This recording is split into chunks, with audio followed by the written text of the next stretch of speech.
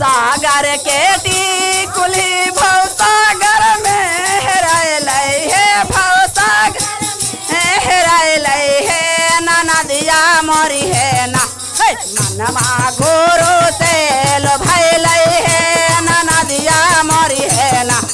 मनवा गुरु से लो भाई है ना नदिया मोरी है ना मनवा गुरु से लो भाई सोने के धारे गंगा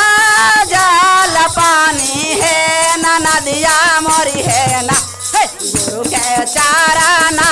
धोलैलन है ना नदिया मोरी है ना गुरु के चारा ना धोलैलन है ना नदिया मोरी है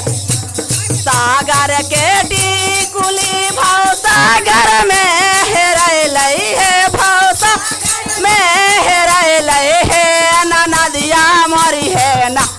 मनवा गुरु से लो भैल है ना नदिया मोरी है ना मनवा गुरु से लो भैल चंदना चौकी मेरा तना जड़ब है ना नदिया मोरी है ना गुरु के आसानी बैठैलन है ना नदिया मोरी है ना गुरु के आसानी बैठा सोने का टोरी में के सारा चंदन है ना नदिया मोरी है ना गुरु के तिला का लगैलन है ना नदिया मोरी है ना गुरु के तिला का लगैल ना नदिया मोरी है ना गुरु के तिला का लगैलन है ना नदिया सागर के टिकुली भव सागर में हेरायल है ना नदिया मोरी है ना मनवा गुरु से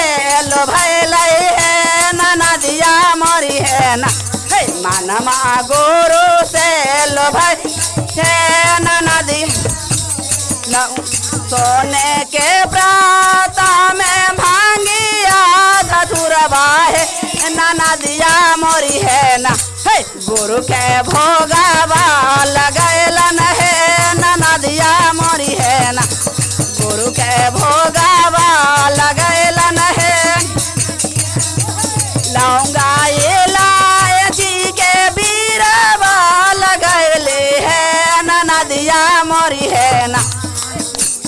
लौंगा इलायची के बीरवा लगवले है ना नदिया मोरी है ना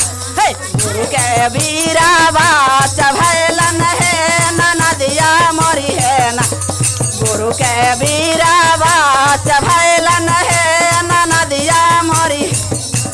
सागर के टिकुली भव सागर में हेरायल है ना नदिया मोरी है ना मनवा गुरु से लो भैलन है ना नदिया मोरी है ना मनवा गुरु से लो भैलन है ना नदिया मोरी कंचना तार कपूरा के बाती है ना नदिया मोरी है ना गुरु के आरती उतरलन है ना नदिया मोरी है ना गुरु के आरती उतरलन है ना नदिया मोरी है ना गुरु के आरती उतरलन है ना नदिया सागर के टिकुली भव सागर में हेरायल है, भव सागर में हेरायल है ना नदिया मोरी है ना मनवा गुरु से लो भैल है ना नदिया मोरी है ना मनवा गुरु से लो भैल है ना नदिया मोरी है ना मनवा गुरु से दस पाँचा सखी मिली मांगा लगैब है ना नदिया मोरी है ना नदिया मोरी है ना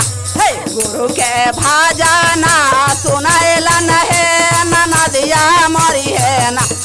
गुरु के भाजाना सुनैलन है ना नदिया मोरी है ना गुरु के भाषा सुनैलन है ननद।